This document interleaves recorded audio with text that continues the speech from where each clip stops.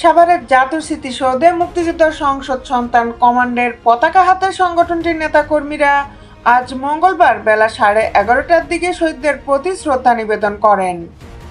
এরপর স্মৃতিসৌধের বেদির সামনে থেকে তারা জাতির পিতা শেখ মুজিব, লও লও লও সালাম, জয় বাংলা, জয় বঙ্গবন্ধু, ৭১-এর হাতিয়ার গর্জে উঠুক আরেকবার, তুমি কে আমি কে, বাঙালি বাঙালি সহ নানা স্লোগান দিয়ে ফটকের দিকে আসেন।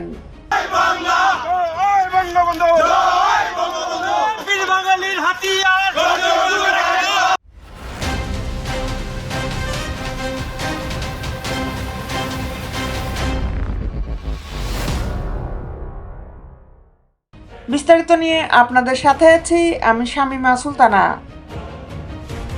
বেলা 11টার দিকে মুক্তিযুদ্ধ সংসদ সন্তান কমান্ডের পতাকা হাতে স্মৃতিসৌধের মূল বেদিতে শ্রদ্ধা নিবেদন করেন সংগঠনের নেতা কর্মীরা।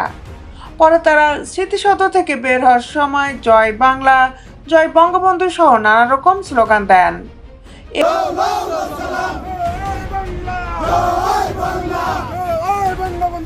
এরপর স্মৃতিসৌধে দায়িত্বরত পুলিশ সদস্যরা এগিয়ে এলে তারা বিভিন্ন দিকে দৌড় দেন। কয়েকজন মূল ফটকের দিকে গেলে জনতার সঙ্গে তাদের কথা কাটাকাটি হয়। এক পর্যায়ে একজনকে পিটুনি দেন জনতা। মারধরের সময় উপস্থিত সংবাদকর্মী সহ বেশ কয়েকজন তাদের থামানোর চেষ্টা করেন। এই ঘটনায় 3 জনকে আটক করেছে আশুলিয়া থানা পুলিশ। আটক ব্যক্তিরা হলেন মুক্তিযুদ্ধ সংসদ সন্তান কমান্ডের কেন্দ্রীয় কমিটির সাধারণ সম্পাদক ও মুক্তিযুদ্ধ প্রজন্ম লীগের মহাসচিব সেলিম রেজা, মুক্তিযুদ্ধ সংসদ সন্তান কমান্ডের সাংগঠনিক সম্পাদক ও মুক্তিযুদ্ধ প্রজন্ম লীগের সদস্য মোহাম্মদ শহীদুল ইসলাম ও আশুলিয়ার গাজীরচর শেরআলী এলাকার সোহেল পারভেজ। স্লোগান দেওয়ার ব্যাপারে সাংবাদিকেরা জানতে চাইলে সংগঠনটির কয়েকজন স্লোগান দেওয়ার কথা স্বীকার করেন। তারা বলেন, আমরা মুক্তিযুদ্ধের সপক্ষের শক্তি, আমরা স্বাধীনতার সপক্ষের শক্তি।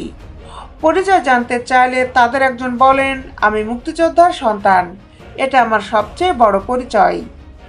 অতিরিক্ত পুলিশ সুপার শাহিনুর কবির বলেন, স্মৃতিসৌধ চত্বর থেকে 3 জনকে আটক করা হয়েছে। তারা জাতীয় স্মৃতিসৌধে উস্কানিমূলক স্লোগান দিয়ে অস্থিতিশীল পরিস্থিতি সৃষ্টির অপচেষ্টা চালাচ্ছিলেন।